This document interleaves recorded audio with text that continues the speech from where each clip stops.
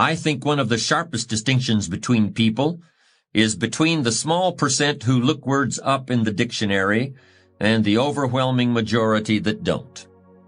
I confess that I was a member of that overwhelming majority for many years, but some time ago I started to adopt the habit, and I can see the benefits today in trying to understand a big subject like character.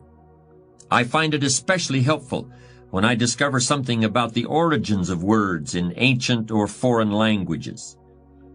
When I began planning this program, I looked up the word character in the dictionary.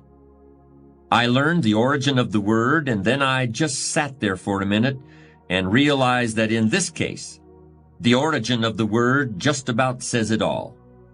So I'm going to tell you where the word character comes from, and I'd hope it has as big an effect on you as it did on me. But first I want to just quickly mention the origins of another word that people often confuse with character, just to clarify the differences.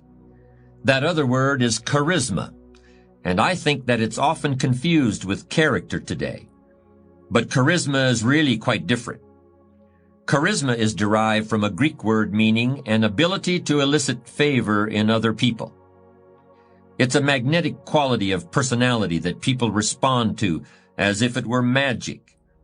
Charisma is almost like a magic wand that confers power over others. But character has a very different origin. Character comes from a Greek word meaning chisel, or the mark left by a chisel. I'm going to repeat that because I think it's very important. Character is derived from the Greek word for chisel. And of course, a chisel is a sharp steel tool used for making a sculpture out of a hard or difficult material like granite or marble. And a chisel is also used for stripping away waste material from an object, stripping away stuff that might get in the way in order to get down to the essential thing, the thing that really matters.